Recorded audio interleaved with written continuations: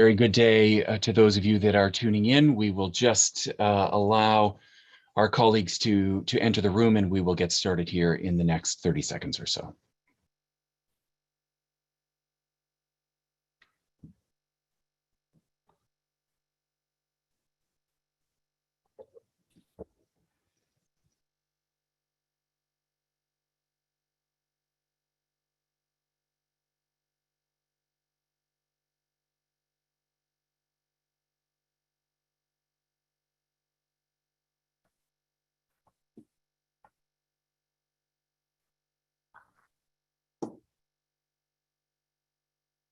Well, a very good day to all of you who are tuning in, and a warm welcome. My name is Brian Finlay. I'm the president and CEO of the Stimson Center, Washington-based think tank that is honored to partner with the government of Japan on this Turtle Bay Roundtable series. It's a great pleasure for me to welcome you all to what is the 14th Turtle Bay seminar. For those of you that may be new to this series, it was pioneered by the Japanese mission to the United Nations, really as a service to the institution. It's a unique forum, I think, designed to really provide an opportunity for member states of the United Nations and others to really leave the talking points at the door and just engage in information gathering and network building around critical international security issues. And we really pride ourselves on offering up unique expert voices to you in the hopes that you will not just engage in open conversation here in this forum, but will also continue to rely on these individuals as resources well into the future. Just a few quick housekeeping items before we get started. I would note that this event is being live streamed and recorded and will be available for viewing after the event as well. It is also intended to be a conversation, and so I encourage you to use the Q&A function at the bottom of your screen throughout the event, and my colleagues will queue up those questions for our speakers as well. And we will turn to audience questions toward the latter half of the program this morning. We really are eager to hear what's on your minds. We'll turn to that conversation just shortly, but first I wanted to introduce our host, Ambassador Ishikane. He is, of course, the permanent representative of Japan to the United Nations. He's had quite a remarkable career in the foreign ministry as Deputy Minister for Foreign Policy, as Director General within numerous bureaus across MOFA, from international cooperation to the Asia Bureau. But of course, Ambassador, most importantly, from my perspective, you also recently served as Ambassador to Canada before arriving in New York. Ambassador Ishikane, welcome, sir. The floor is yours.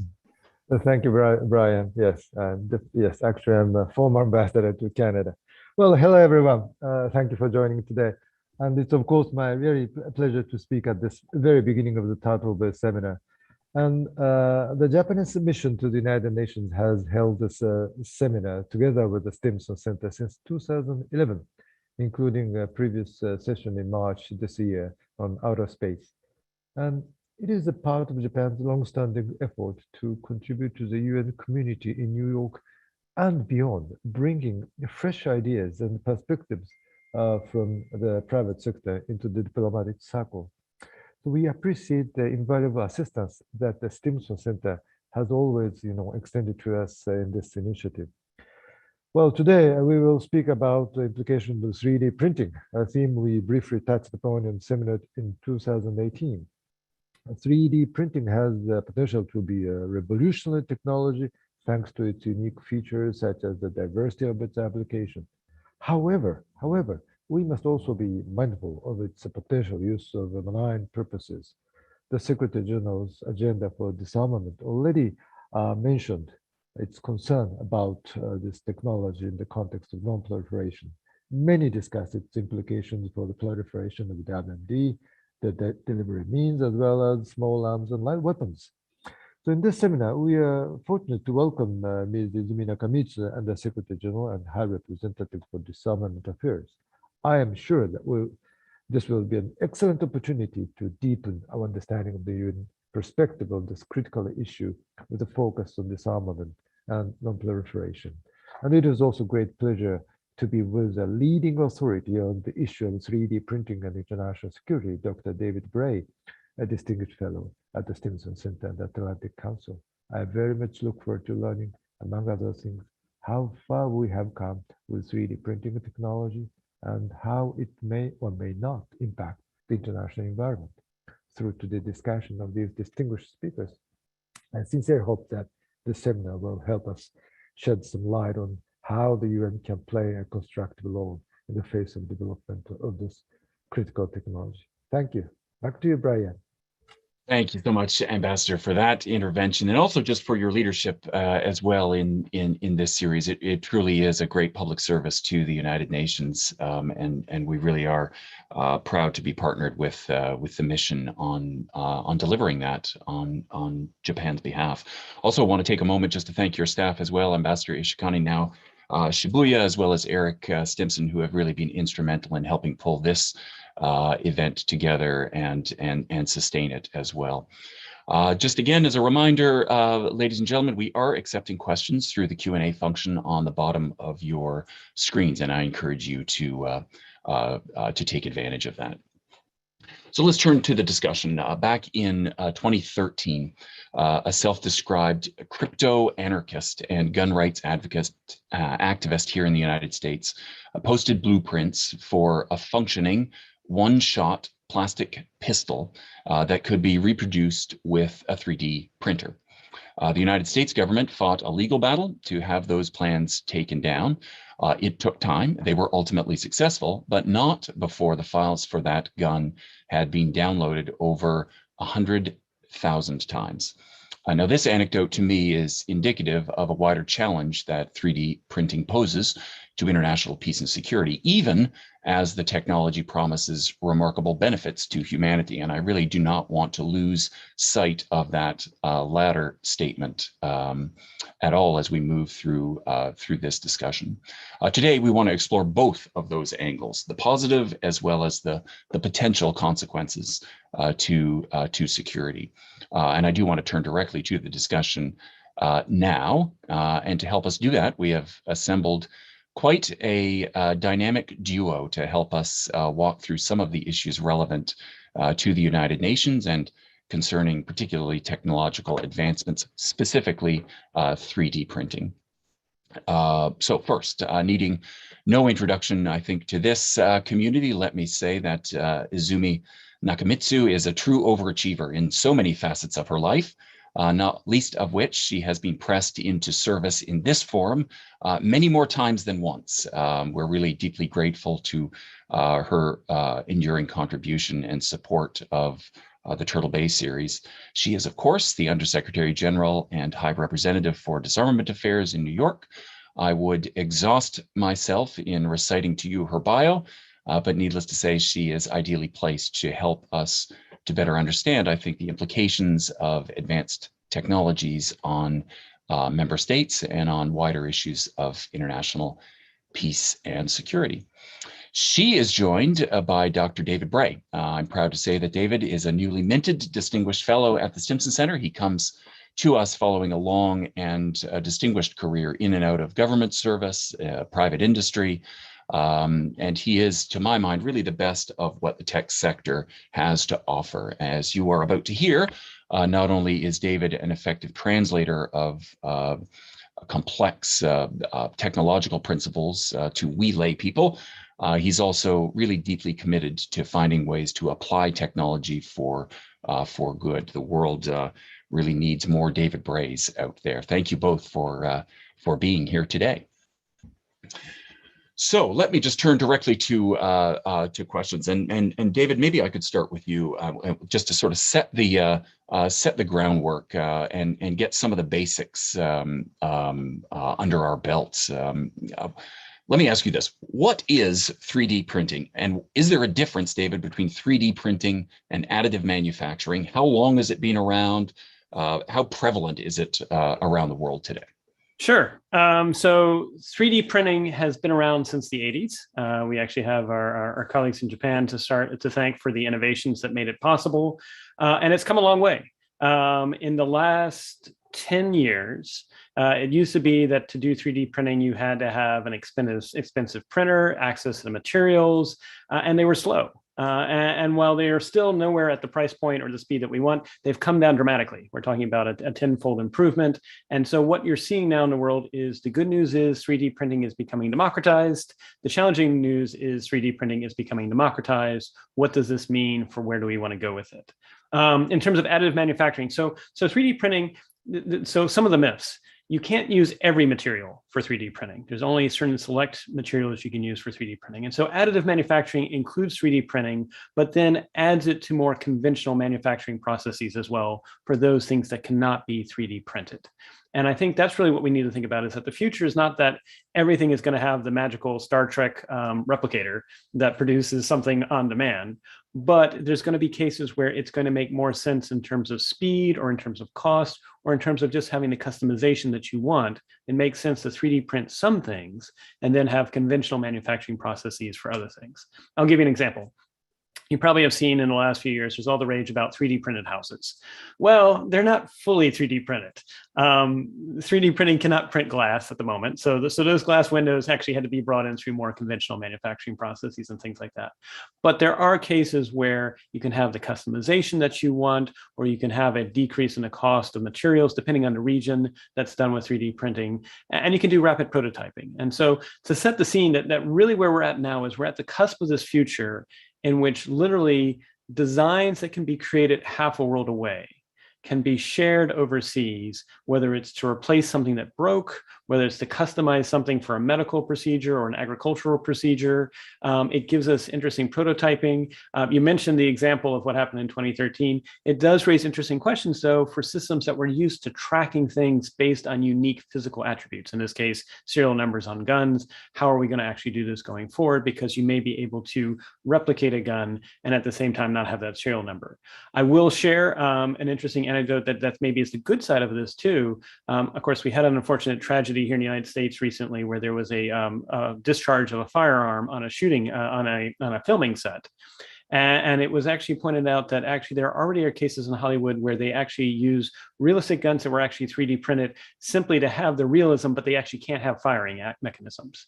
And so this is actually a case where maybe lives could actually be saved by making realistic replicas that actually don't have the lethal effects that real things do. So like all things, technology itself, I always think it's how we use it that decides whether it's good or bad. And so really when we want to dive into the conversation today, it's really about what are the uses that will try to steer things more to benevolent ends as opposed to the alternatives. Well, if I could just press you a little bit, David, on that. On the benevolent side, let's set the stage on that before we turn to some of the the challenges and the prospective downsides of the application of that. Give us a little bit more color on what you see as kind of the promise of 3D printing, and maybe what are some of the applications that might surprise people. Sure. There's right now a growing movement. It actually is pretty big in Canada, and it's coming to the United States too, which is the right to repair movement. And I think 3D printing is going to tie into the right to repair movement. Not just, I mean, you just saw recently, Apple just made the decision that up until about a month ago, if you had cracked open your own iPhone or anything like that, you would have actually been voiding the warranty and in dereliction of what Apple said, which is you do not have the right to open up your own device. And they've changed that way. And so I think it's going to lead to an interesting future, not just for communications devices, but I'm thinking about one of the biggest challenges right now in say Africa or South America is if a part breaks on an agricultural piece of equipment, how are you going to get it? Especially now in the midst of COVID, where we know supply chains are already broken, can you really wait the 2 to 3 weeks of downtime for the part to get to you? But if instead you had local facilities where you could go to almost like an auto mechanic shop, where they have the high grade material there, they have the different lithography, the different things necessary to print it, and you basically say, I want to get this part, and instead of having it be shipped from half a world away, which also would incur a carbon footprint, is actually done right there. And so there's some green uses to this. It's on demand, it's much faster, and quite frankly, it can also create local jobs as opposed to jobs that are half a world away too. And so that is sort of the interesting possibilities of this. Now, to make that happen, we need more and more manufacturers to be willing to put their 3D images for the parts that they want to replace online. And that's a trade-off, because now you're giving up intellectual property, but you're doing it with the idea that actually people are going to use your products more. It creates an ecosystem of it more. And so I think really what we need to do is sort of take the wave that's already happening with the growing movement of right to repair. If I bought the device, I should be able to take it apart. I should be able to replace the parts. Have that movement sort of go into agriculture, but also think about like hospital equipment. I've seen already instances, and this happened to be in sub-Saharan Africa, where they can't afford a high-grade ventilator. But obviously with COVID, these things are needed. And so they really are using 3D printing to print some of the parts, not all of the parts, but some of the parts to make them much cheaper than it would be if they tried to buy a high grade ventilator. And it's still just as effective. And so I look at both agriculture feeding the world as well as the health sector, especially in places that cannot afford what we in the United States currently pay for some of our medical equipment, as being the two early ones. I'd probably add a third one, which was kind of neat on agriculture, which is potable water, and also having the ability to provide equipment and replace the parts for potable water generation anywhere in the world as well. Well, one last stage setting question before I turn to you, Azumi.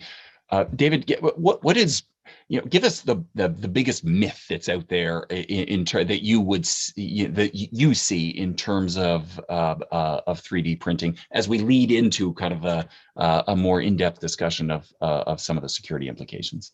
Yeah, so I hinted a little bit, but I'll go a little bit. That one, 3D printing can't print everything. There's the myth that, I can do everything I want on it. It's like, no, it can't. But it can definitely do a lot of interesting things, and it is advancing at any given time. And so that leads to, I think there are some people that object to say, this is going to put me out of a job. And it's like, no, if anything, it's going to just change the nature of your job. So you're doing less rote and repetitive work, and you're able to do more creative work, more pioneering work. And so I think if I was to bust a myth, I would say, this is not going to put people out of work. It's not going to make it so that, again, we have the magical Star Trek replicator, but it is going to make it so that there are new jobs that are actually probably higher in value because they're not rote and repetitive anywhere in the world. And then the other thing is, even though while I say you can't print everything, you can't use all materials for 3D printing. What you can do, interestingly enough, is increasingly do organic materials. And so you can actually do 3D printing for, believe it or not, 3D printed food. And so that may actually become an interesting, maybe they'll eventually, maybe 5 years from now, I look forward to going with our Japanese colleagues. Maybe there's a restaurant where on demand, you ask what you want and it's actually printed for you and it's actually customized to what it looks like. But I raise that because, even though it sounds like a toy, I do look forward to an era in which, when we need to replace, maybe someone's bone has broken or something like that, maybe part of the 3D scaffolding is printed, customized to you, the person, and that's put on you. There's already examples, for example, when someone is growing and they, if they're a youngster and they're growing and maybe they have to replace every 3 or 4 months as they grow their kneecap or something like that, or a bone.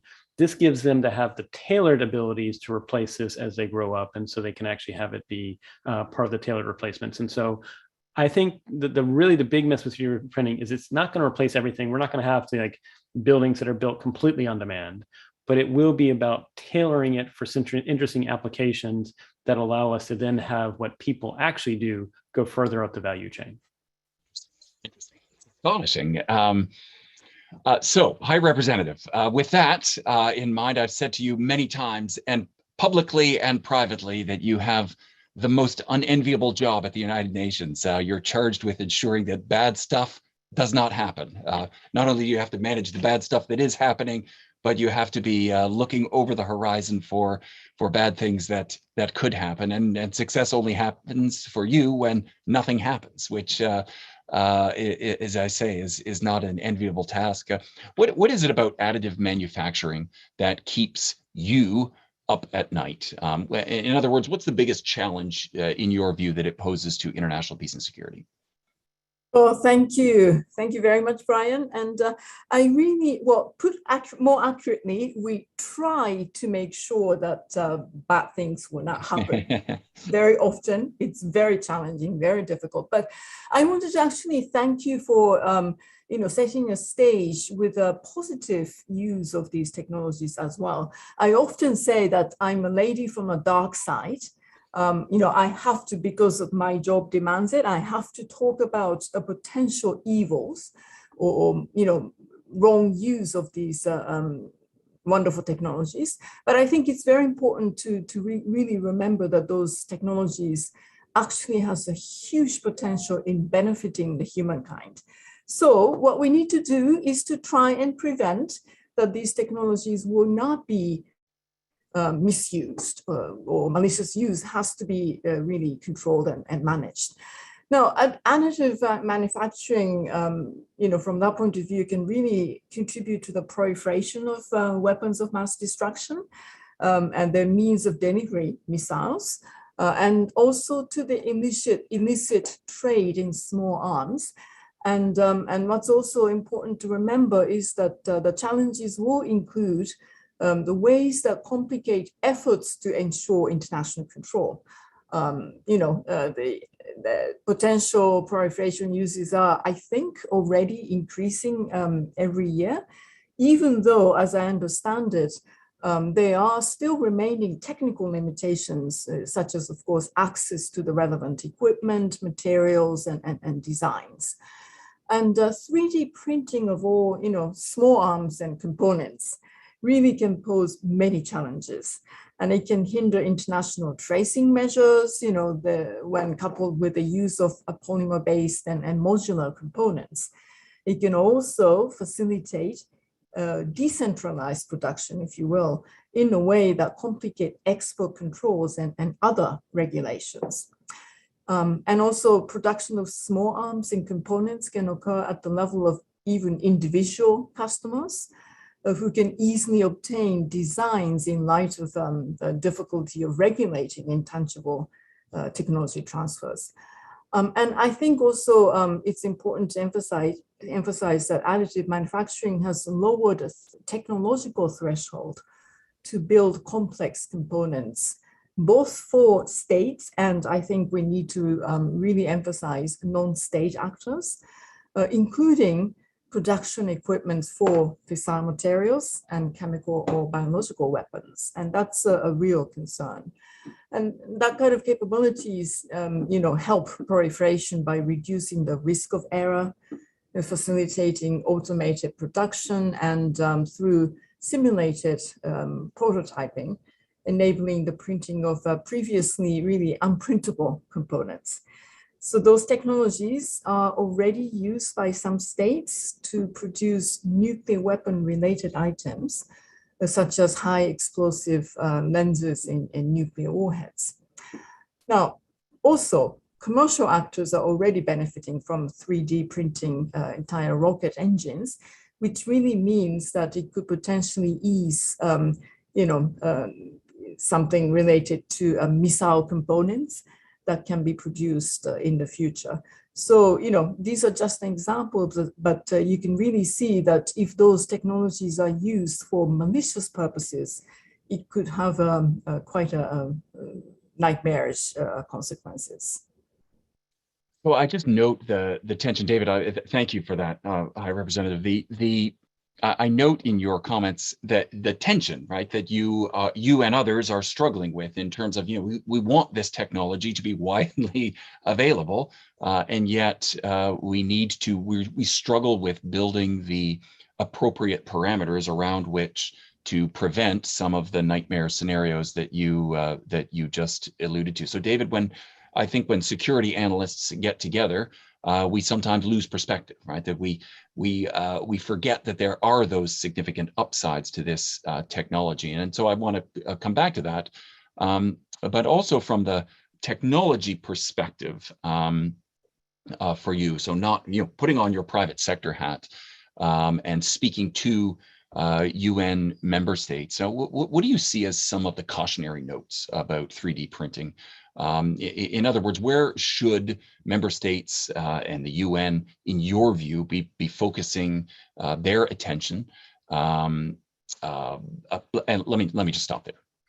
Well, I think what we're really hitting on is, such is the way of technology always, I would not have rolled back advances in industrial manufacturing, even though I recognize that that also gave us mechanized tanks, but it also gave us good things. I would not roll back the advances that have occurred with computers, but it also allows us to now do simulations and things that can be then used to create nuclear materials. And so this is yet another challenge, which is we must adapt with it. And I think what makes it particularly challenging is the speed of adoption and democratization of this technology is no longer on the, it used to be a technology came out that was exquisite. It was first used by nation states, and eventually maybe companies would adopt it and individuals adopt it. But that was a lead period of 25 to 30 years.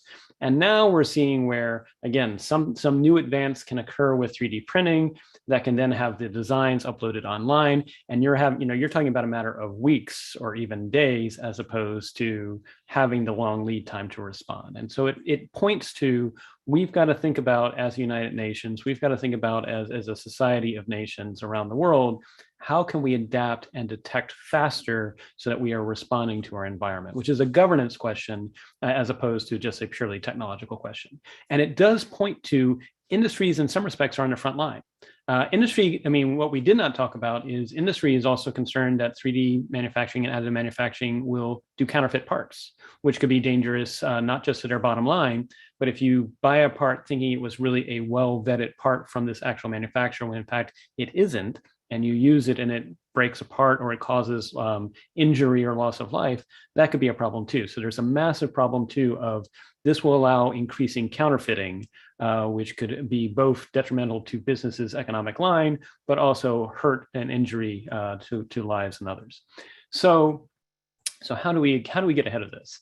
I'm going to toss out an idea that, at least on the, and I loved the remarks that were said, because I used to do bioterrorism preparedness and nobody would talk to me whenever I said I did bioterrorism preparedness, because the moment I said, what do you do? I do bioterrorism preparedness. They go the other way. And so I can relate to coming from the dark side and having to think about the unthinkable.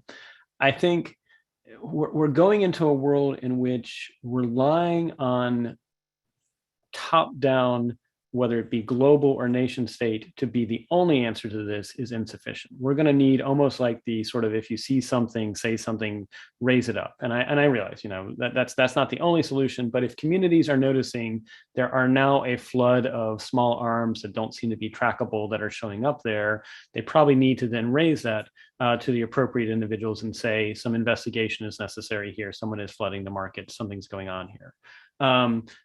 Similarly, we need to think about ways of, maybe if we can't trace who produced it or who printed the material, but can we actually have ways, whether it's with quantum dot material in the material itself that's used by the 3D printer, we can at least say it was sourced from here, it was sold from here, it was this batch that was sent to certain people, so we can trace that. When it comes to guns, it may very well be thinking about, can we source, maybe it's not the actual weapon, but maybe it's actually the gunpowder that was actually used or something like that. Can we trace at least who it was sold to? And so, like all things, law enforcement, enforcement efforts, security efforts are going to have to adapt their techniques. And it's going to be challenging because the speed at which we're moving is different than the past. But I always like a good challenge. And so I think if we can at least try to have these good conversations, maybe it can help lead forward. And I do think thinking about how one involves industry, not only as colleagues who are also threatened by what this does, but also colleagues who, quite frankly, may produce entirely new lines of business that can help secure communities and societies to deal with this. That's something to be thinking about as we work and move forward together. So I want to return to, I want to come back to that theme of, prospective partnerships with private industry that are win-win, right? That they're not asking industry to give up, but as you say, they could provide kind of win-win solutions. But maybe before we do that, High Representative, let me come back to you. This you alluded to, and I think David alluded to in the front end of that last intervention that he just made, that this is not the first time that we've been wrestling with this challenge. It's certainly not the first time that you have been wrestling, because in this forum, you have been talking about a long array of technological advances that are posing challenges, prospective challenges to your mission. So tell me, in your view, what makes this different from previous other technological breakthroughs? Right. Well, I think concerns related to 3D printing has a lot in common with other types of emerging technologies of concern. Generally speaking, advanced conventional and unconventional weapons remain limited to technologically advanced states so far. But many emerging weapon technologies and their means of production are increasing, availability regardless of the state level of development. So David called it, it's democratized, and I think that's a very different, feature when it comes to those emerging technologies. And you can see similar patterns in cyber capabilities or armed drones, and even high accuracy, long range missiles, etc. So that's one very important difference.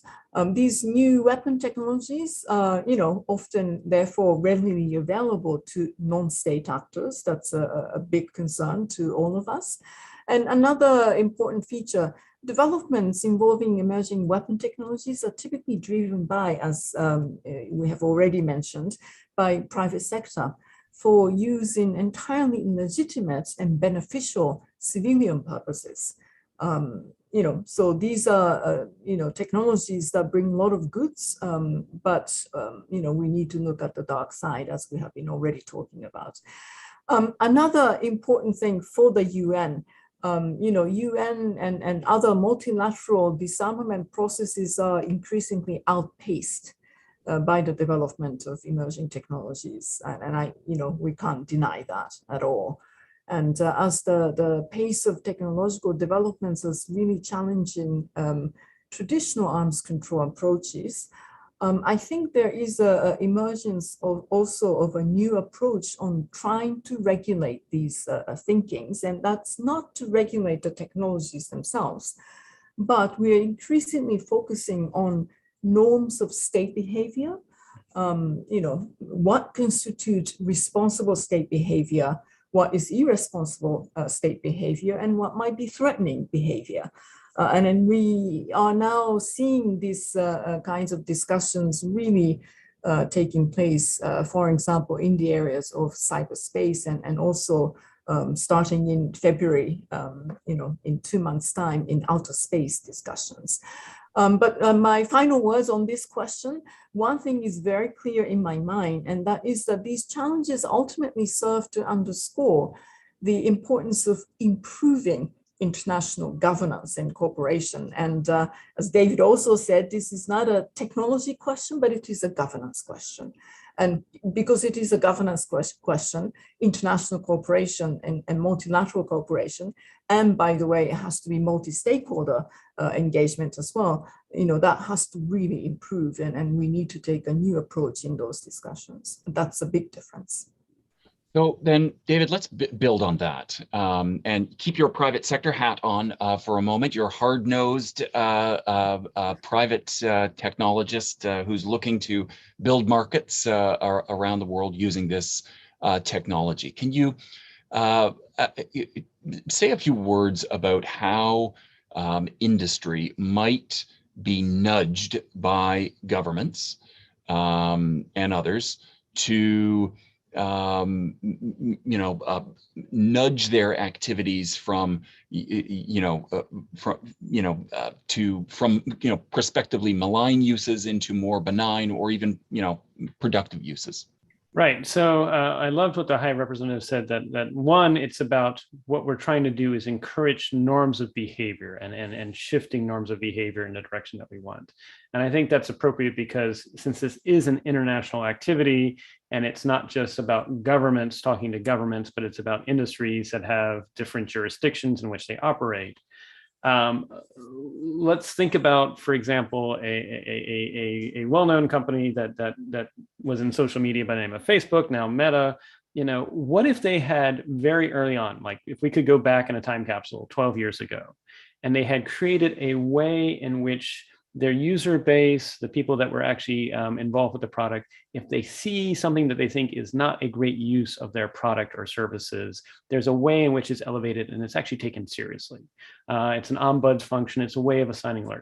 I think it would have actually, I mean, would have stopped everything? No, but it would have actually, it would have at least seen some of the, they did not intend for some of the bad uses of what their product ended up being used for. I think we should probably encourage that norms for nations to encourage norms of industry operating in them that happen to be involved with 3D printing and additive manufacturing is you have to have a way in which their tips can be elevated, and you are not just waiting for your customers to report they're seeing something bad, but you're actively scanning the market. You're looking for signals. That itself creates a whole new industry, which is the industry of due diligence on your part as a company to alert if someone is using, because I mean, I don't think any of the manufacturers of these printers are expecting them to be used in the negative purposes that they are.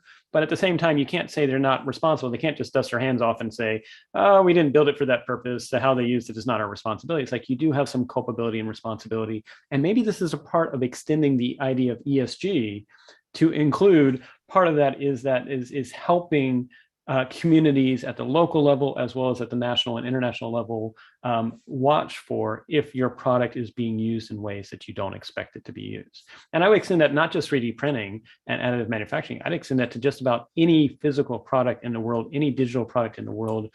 Companies have to have increasing responsibility because things that used to be done by governments no longer solely can be done by governments just because of the sheer speed. And if you are going to be a responsible private sector company, you need to at least have some mechanism both by which your support base can actively report if they see it's being used incorrectly, but you're also actively looking for signs and tells in the market. And we know, for example, I won't name any names, but we know, for example, pharmaceutical companies are very concerned in some countries that there are fake pharmaceuticals posing as them. Now, on the one hand, you might say they're not responsible because they didn't create the fake ones, but they know that if that fake pharmaceutical gets sold and it later is like company brand X caused these deaths, even though it wasn't their product, it's going to hurt them, it's going to hurt their bottom line.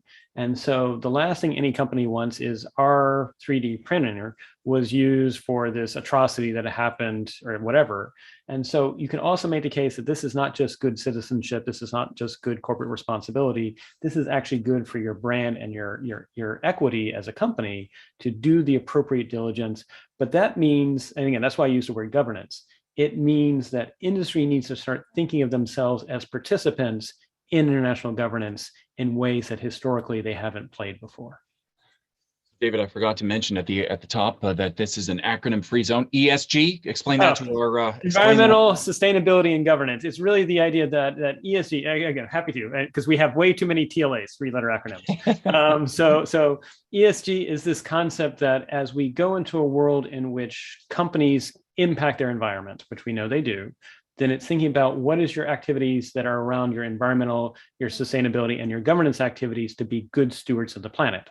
I would extend this as one step further. It's not just being about good stewards of the planet, but also about good stewards into the environment in which we operate as humans, as a species, alongside other species on the planet as well. So, High Representative, in light of that and sort of the some of the, I think, really helpful and very specific ideas that David has generated, is it the UN's role to manage these threats or to help member states exploit the benefits? I mean, how do you manage this tension? Well, I mean, our role hopefully will be both. I mean, in fact, the main job of the UN's disarmament bodies is really to manage threats and to do so in a manner that ensures all countries can still enjoy benefits of developments in technology. And as you know, the Secretary General issues, publicizes every year a report of current developments in science and technology and their potential impact on international security and disarmament efforts. And we always emphasize that. Now, there's increasing recognition, more specifically about what could be UN's role. I think there is an increasing recognition that export regimes are struggling with challenges presented by new and emerging technologies. So the UN could have a role potentially to play in, broadening discussions on the further development and expansion of technology control regimes. And offer, universal platform where states can come and engage equally and have substantive discussions. And universal treaties like those governing, weapons of mass destruction, of course, also have a positive record, I would emphasize, in terms of providing assurances that non-proliferation measures can continue to be designed and really protected and implemented without having negative impacts on economic benefits of developing countries. So I think we need to actually, look at those examples and then think about, in different technology areas, how to, in fact, increase the benefits whilst at the same time, make sure that we don't have malicious use spreading out around the world. The next one I emphasize as a really important UN's role is really about, convening. Multi-stakeholder engagement is really critical, and a lot of discussions are happening now, but we need to make sure that those will be really properly fed into intergovernmental, government-to-government discussions as well. So, the Secretary General in his Common Agenda report, which he published in September, he really called for a move towards a new paradigm, if you will, of networked multilateralism, because it's no longer sufficient if governments just talking to themselves. We have to broaden the substantive discussions. So he intends to convene what he calls a Summit of the Future in 2023.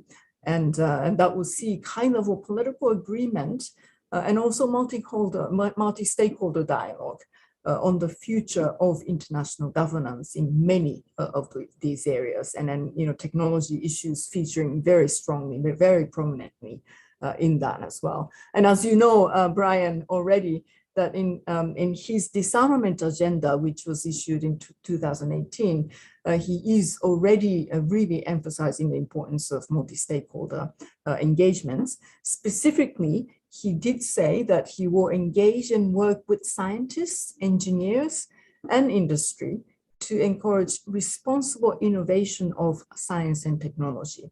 Now, this actually is quite similar to what David is, talking about. I really loved his phrasing of industry of due diligence. I got a new business idea today at this seminar.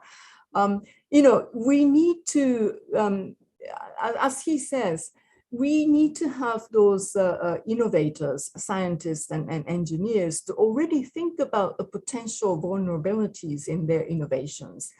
How that might be, in fact, misused. I mean, those thinking already integrated in the, during the phase of innovation, I think is quite important going forward. So we are especially engaging with younger people, to encourage and promote responsible innovation and application of innovations. I think this is really important. Yet another new approach to be integrated into arms control and disarmament discussions. So let me press you. Also, a question from the audience, High Representative, just to drill down on that a little bit. Can you say a few words about how you are thinking, how the UN is thinking about action in two specific areas: small arms control and non-proliferation of weapons of mass destruction? Right. First one, small arms and light weapons. I think, it's actually encouraging that states continue to work in these areas, addressing concerns related to, in particular, 3D printing in the context of UN's, efforts to combat illicit trade in small arms. And just in terms of specific areas, I think it is very important that states continue to focus on technological developments, including metal printers, materials, also software, patents, and accessibility. Those are the areas they really need to deepen their discussions. They also have to look into the need for manufacturing controls. Of course, the immediate area, and this has already come up in our conversations today, the impact on marking, record keeping, and also tracing, really, direct and very practical implications of 3D printing. And of course, the challenges, I mean, broadening a little bit, but I think it's really critical, is the challenges related to law enforcement agencies, including, security screening and forensic techniques. I mean, those things also, as the technologies advance, those technologies also have to accompany in their developments as well. So those are some of the areas that we are encouraging states to really deepen their discussions. And then on the WMD, weapons of mass destruction side, in connection with, I mean, this area actually, there are, discussions taking place, especially in connection with the Security Council Resolution 1540. They have made broader efforts, I think, to address challenges posed by emerging technology. And then in particular, in 2016, there was a resolution, Security Council Resolution 2325, and the Council committed to consider really rapid advances in science, technology, and international commerce, and call on states to strengthen their control over access to intangible transfer of technology and to proliferation sensitive information. So there is a good, starting point, a mandate actually is there, calling on all UN member states to act on this. And, little things that we are doing, UNODA, together with Germany, we co-hosted industrial outreach conference that was called Wiesbaden process since 2014. I think that was a small but important, outreach activity. And we have also sponsored research projects on how governments can better cooperate with industry, really key, on enforcing effective control over emerging technologies, and how, to advance, how advancing technologies can benefit government efforts to establish an effective strategic trade control system. We often talk about dark side. I think we need to talk more about how these technologies can be utilized for, weapons, disarmament efforts, verification efforts, but also trade control systems as well. So I think it's that's a relatively unexplored area which we need to focus our interest and conversations further. David, question from the audience that extends really that last builds upon that last point that the High Representative mentioned. Are there lessons to be learned from managing that risk-reward balance that you alluded to earlier with respect to 3D printing from the experiences with chemical and biological technology specifically? Certainly, and I really liked the High Representative's remarks about ways we could move forward. So let me answer that question by also answering two other questions that I saw that came in the chat. There was first a question, which is, are all 3D printers the same? And that the individual asking the question had a sense that there's a great diversity. There is. There's a lot of great diversity in what 3D printers can do. And that gets to the other point, which is actually at least 2 of the COVID vaccines that are currently in the market were actually printed nucleotide by nucleotide. Now, we don't normally call that a 3D printer because it wasn't necessarily putting layers and using sort of lithography techniques. But in some respects, it was sort of a biological printer that actually allowed us to tailor design a COVID vaccine just because it happened to be an mRNA, molecular if you want me to do that, nucleic acid, the deacronization vaccine, which does get to the other question that was also asked, which is at some point, will the technology be built, will allow viruses to be built by 3D printing? Well, that's essentially what the mRNA vaccines are. It's a denaturized virus. It just happens to be one that tricks your body into mounting an immune response that later will be effective when the COVID virus itself presents itself to you. But yes, that is something that's already on the horizon, which is we already are seeing these things being used for good, which is in this case producing therapeutics and vaccines. But it may also point to a future in which someone actually does print. And I wouldn't call that 3D printing, that's more biological printing, but we should make sure our responses include them in the envelope of not only what we do for 3D printing, but what we do for biological printing too. Which then gets to your question about, can we draw any lessons from what's been done in biological and chemical for this regime? And as I was listening to High Representative's remarks, in some respects, again, it's a double-edged sword, which is while this creates new challenges for dealing with WMDs, it does raise interesting questions, which is in the past for counterproliferation, it was expensive to introduce global sensors that would detect activities that might be associated with the refinement of fissile material and things like that. But now it's getting increasingly inexpensive for local communities to have these running in the background. If they pick something that is indicative of fissile material passing through or things like that, you could technically have a global alert network that still protects privacy, still respects individual freedom of access and things like that, but it could actually alert the local community, alert the nation at the same time, alert the UN that we've seen something. And that could actually be not just for countering concerns of WMD, but countering concerns of a future pathogen too. It could actually, we know, for example, monitoring wastewater is a good way to actually detect the spread of COVID. I'm not saying you're going to see fissile material in the wastewater. If you did, something's wrong. But you could be monitoring different sources. And it could also inform climate change, because we do not currently have an open access way of monitoring climate change around the world as well, which in some respects actually makes it harder for people to act, because in some cases, in some communities, they're not seeing the impacts of climate change yet. It's half a world away to them, and so they're not motivated. And so if the UN thought of a broader effort that literally almost took what was said by the Secretary General in terms of networked governance, let's actually think about actually having a series of interoperable networks that are monitoring for signs of things that are biological, things that are WMD related, but also climate change related, and make that open source data. So now you have a longitudinal data set of what's going on around the world. Make sure it's still preserving human rights, it's still preserving individual privacy, so it's not identified to an individual. That's something that one, industry could help the UN build. And then two, it gets us ready for this new era where I think we have to go, where to be able to adapt and move at the speed necessary, we've got to have a faster way of observing how our environment's changing. David, just another question that came in related to the technology itself, and it's topical as we're all struggling right now with supply chain issues, everything from cars to you name it.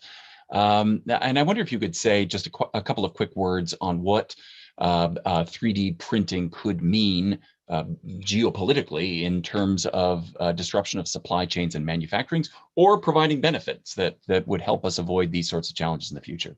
Well, I think the good news is, so I think when people look back 10 to 20 years from now, they'll say that the late 20th century and the first decade of the 21st century was all focusing on just-in-time supply chains.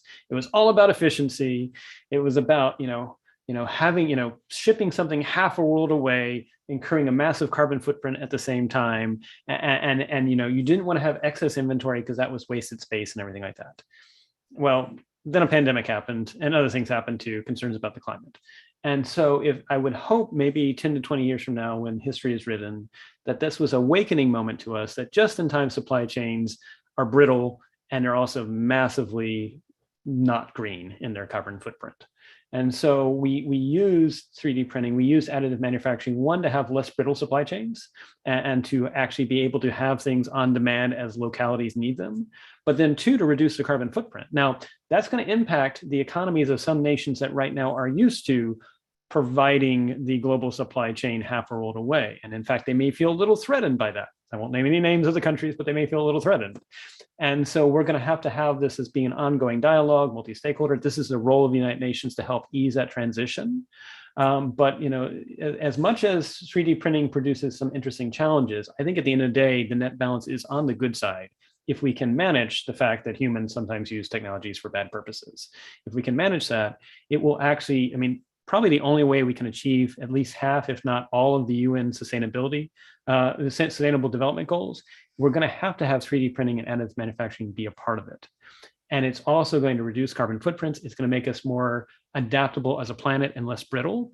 And so if I could actually think of, maybe a long-term goal for the United Nations for that 2023 summit, let's think about some demonstration projects we can get both world governments and industry players to commit to that start to solve the UN SDGs using 3D printing and additive manufacturing, while also showing a way of earlier alerts if these technologies are being used for less than benevolent purposes. And then let me go back to a point that you alluded to and ask you, and then the High Representative to comment. A question from Jonathan Brewer, who asks whether or not, as you look out from a technology perspective, David, do you see the possibility that that this technology can help kind of facilitate the production of new and innovative viruses? And then, pending that answer, High Representative, what do we do in that environment, David? It's already here. I would say, unfortunately, do-it-yourself bio has been here for a while. Do-it-yourself nucleotide printing is still prohibitively expensive for the average individual, but like all things, in 5 years, it'll be available to the individual. Now, in some respects, that's going to be great, because the good news is personalized medicine's coming. We can tailor therapeutics to just you. We can have novel therapies. But the bad news is personalized medicine's coming, which is also personalized poison. And so this is why I think I really respect the work that the High Representative is doing, because it is at the end of the day shifting how we do security, how we do governance, to deal with not just 3D printing, but synthetic biology and other threats as well. And I would point to one interesting example of hope. There is a company called Ginkgo Bioworks, which actually gave their employees, their scientists, 10x voting rights relative to the other shareholders. And the idea is that these scientists are seeing how the technologies are being developed and are on the front line. And if they object to something being developed because they're concerned about it being used for less than benevolent purposes, they can essentially override the board.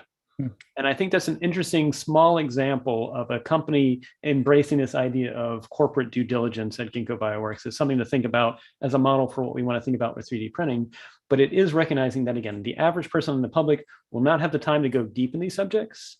But that's why we have the professions. You have a professional society of doctors that sort of self-regulate the medical profession, a professional society of lawyers that self-regulate lawyers. Do we need to have a professional society that regulates this, that says, you take a pledge of ethics to be a good scientist. And part of that is if you have concerns about something that might be designed and be weaponized in ways that you don't want to have it happen, you not only need to raise your voice, but here's a mechanism you can raise it to your community, to the nation, to the UN. And here's a mechanism in which industry is held accountable for thinking about how things are rolled out. Even if they, again, we're not going to be able to predict every third or fourth order effect of how something is designed. But what we can do is manage how we respond and detect it and deal with it when that actually happens. So, High Representative, I want to give you a chance to weigh in not just on that issue, but also ask you an exit question. And David, I will pose it to you also as we're nearing here the top of the hour. Curious to know your reactions as I say, High Representative, to that comment by David. But also, if there is one message, and I ask this at the end of every one of these sessions, if there is one message that we hope that the member states that are tuning into this discussion will carry back to Capitol, what is that message? What do you hope will be transmitted back? Well, thank you. I'm really truly fascinated by the potential of these technologies, and I think we need to make sure that this fascination, the real sort of a potential that we could have for the future generations, to be really kept alive, and then we have to put our heads together to manage the dark side of it, the potential misuse of it. We do have some important opportunities coming up. There is a review conference of a biological weapons convention that is taking place next year. And I could see that there are real momentum. I mean, the states are generally speaking, really understanding that we have to take this as an important opportunity and make sure that there is a revitalized BWC, after the review conference. What I really want to emphasize at the end is that, so much of them are really new, and we are going through a massive paradigm shift in many different areas. And you know, this means that business as usual, the traditional way of arms control, disarmament discussions just would not be sufficient. We need to make sure that we will, you know, take advantage of new approaches, innovative, you know, thinkings, creative ways of looking at those issues, and have a really different kinds of a mechanism to, you know, to regulate and control and manage potential threats. You know, some of that will probably include identifying, you know, red line, you know, big no-no. And I think it's also happening. I mean, in the areas of lethal autonomous weapon system, the AI-enabled weapon systems, you know, the fully autonomous weapons, I think there is a convergence at the international community that the fully autonomous weapons really should not be deployed or developed. You know, they are now engaged in exactly how to make sure that will happen. But I think we need to, you know, look at what will be, you know, definitely no.